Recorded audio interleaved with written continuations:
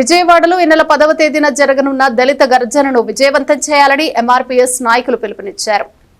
తెనాలి పట్టణంలోని ఎంఆర్పీఎస్ జిల్లా కార్యాలయంలో ఆదివారం ముఖ్య నాయకులతో కలిసి జిల్లా అధ్యక్షులు కిన్నెర నాగరాజు మాదిగా మీడియా సమావేశంలో మాట్లాడారు. 10వ తేదీన విజయవాడలోని ధర్నా చౌక్ లో జరగనున్న దళిత గర్జన విజయవంతం కోసం నియోజకవర్గాల వారీగా కార్యాచరణను ప్రకటించారు.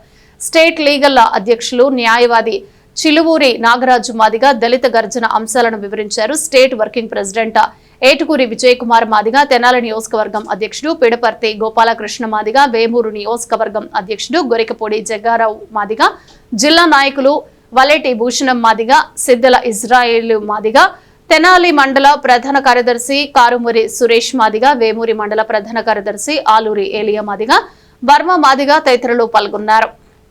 ఆంధ్రప్రదేశ్ రాష్ట్రంలో కూటమి ప్రభుత్వం అధికారంలోకి వచ్చిన తర్వాత 2 సంవత్సరాలు దాటి 3వ సంవత్సరాలకి అడుగు పెడుతూ ఉంది. ఈ నేపథ్యంలో ఈ రాష్ట్రంలో అదేవిధంగా నూతన రాజధాని అమరావతిలో దళిత గిరిజన మరియు బహుజనుల యొక్క స్థితిగతులపైన, అభివృద్ధి సంక్షేమంపైన,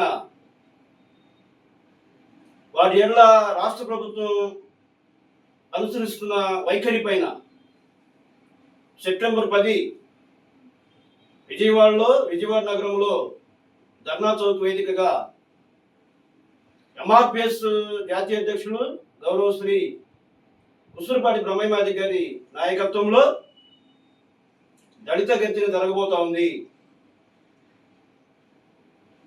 ఈ దళిత గర్జన అనే ఒక చారిత్రాత్మకమైన ఘట్టానికి తెరదీస్తున్న సందర్భంలో రాష్ట్రంలో ఉండే దళిత గిరిజన మరియు బహుజనుల యొక్క సంక్షేమము, అభివృద్ధి వల్ల రాష్ట్ర ప్రభుత్వం అనుసరిస్తున్న వ్యతిరేకమైన వైఖరి పైన ఎంఆర్పీఎస్ నిరసన తెలియజేయబోతోంది.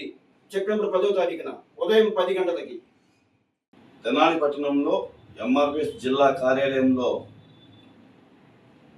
ఎంఆర్పీఎస్ అధినేత ఉసురుపాటి బ్రహ్మయ్య మాదిగన్న నేతృత్వంలో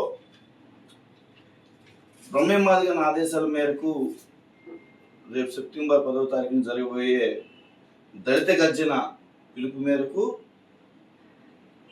నియోజకవర్గాలు పర్యటనలో భాగంగా దళిత గర్జన విజయవంతం చేయటం కొరకు ప్రతి ఒక్కరు కూడా నియోజకవర్గంలో అన్న ఆదేశాల మేరకు విజయవంతం చేయాలని చెప్పేసి ఈ మీడియా ముఖంగా తెలియజేయడం జరుగుతుంది.